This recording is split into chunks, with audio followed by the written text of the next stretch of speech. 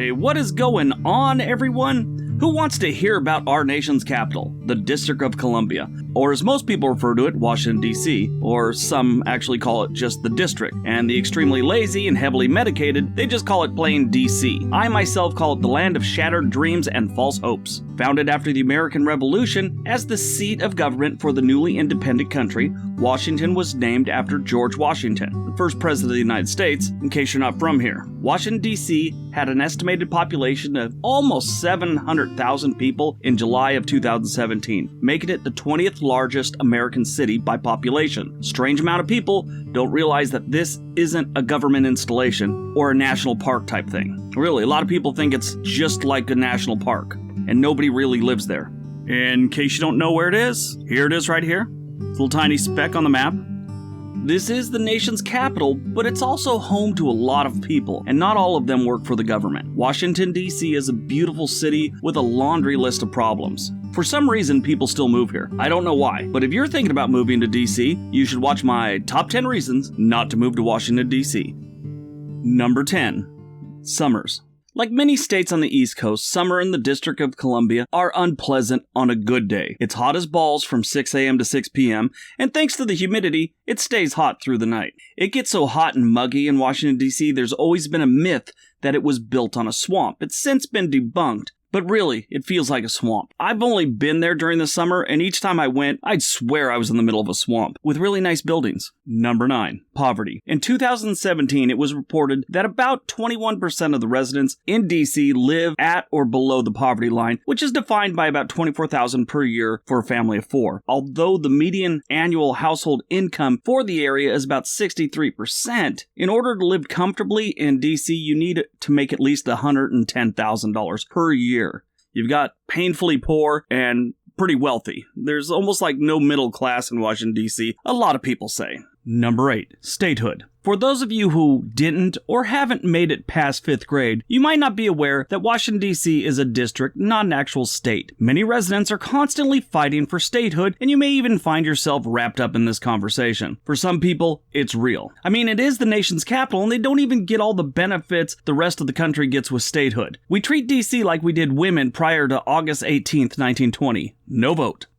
Number 7. Tourists. Washington, D.C. is the country's capital, and it gets a few tourists. Now stop right there. I know there's more than a few. It's called sarcasm. Stop typing. In 2017, the district welcomed its new record of 22.8 million tourists. That's in 1 year. That's a lot of people in an already overcrowded area. There's tons of monuments, museums, landmarks, schools, and thousands of more reasons to visit, so yeah, they get a little crowded, and it kind of makes it rough to live there sometimes. Till you're used to it, of course. Number 6. What are they thinking? This one's called the case of the alcoholic Santa. It may be perfectly legal to get your drink on over the holidays in Washington, D.C., but if you do it with Santa Claus, it better not be in print. It is actually illegal in D.C. to have any advertisements of alcohol with Santa Claus included. That's just weird. What are they worried about? Santa Claus drinking is going to encourage kids to get drunk? I don't know. The second one happened way back in the 80s and 90s. Marion Barry was the mayor of D.C., and then the FBI got him on camera smoking crack with a hooker while he was the mayor. As if that's not weird enough, he was elected again a few years later, and I guess his campaign slogan must have been something like, "No hookers, no blow, just good old-fashioned hard work." Yeah, Marion Barry. Number 5. Taxes.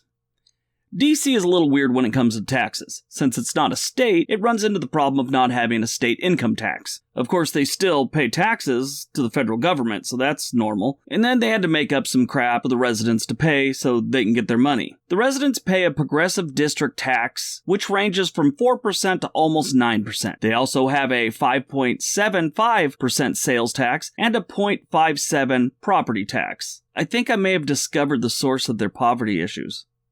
I could be wrong. Number 4. High stress levels. Washington, D.C. is one of the most stressed out cities in the country. They have one of the highest percentage of people on antidepressants. It's to be expected. People live or relocate here for work or school. Both are very, very stressful situations. And they have a ton of people in poverty, and being broke, well, that's really stressful too. Number 3. Traffic.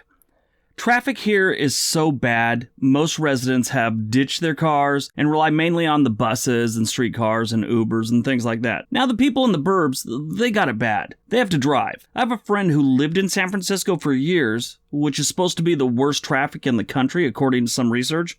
He's an IT guy and he took a job in DC last summer. He said DC is just as bad, if not worse. The good news is, you can get one of those recordings and learn Russian on your way to work if you live in the suburbs. Probably have it down in about 6 months, I bet. Number 2. The high cost of living. DC is home to a buttload of wealthy residents and extremely high housing costs, making the cost of living extremely screwed up. Take a look at the average 2 to 3 bedroom house. It's startling. Look at these. They aren't even amazing mansions. They're average homes for $1.5 million. That's nuts. Just to rent a 2-bedroom apartment, it's estimated you need to make around $105,000 a year. Now, that's easy to do if you got a high-ranking, well, not even high-ranking, but a decent government job. But for most of the residents, it's just undoable. They end up living in some rundown apartment building. And number 1. Crime. Everybody's favorite is crime. Crime is so bad in DC, the overall crime rate is 104% higher than the national average. 104%. DC is only safer than 3% of the cities in the United States. That's not good. It's so bad they passed a stupid law to try and stop crime. In DC, it's mandatory that anyone who enters the city with the intentions to commit a crime must first call the police chief and inform him. The law was implemented in hopes of reducing crime in the city, which is BS. It's just a way for the city to find someone who commits a crime. See, it's like not even the criminals. They're even paying taxes, paying fines for a crime. Your fine is actually going to jail. Alright, so that's my top 10 reasons not to move to Washington, D.C. Washington, D.C. is an amazing city. It's just dysfunctional at best. I hope you guys got some information out of it. I hope you enjoyed the video. Don't forget to hit all those links below. Hit the like button, hit subscribe, leave me a comment. Everybody have a great day. Be nice to each other.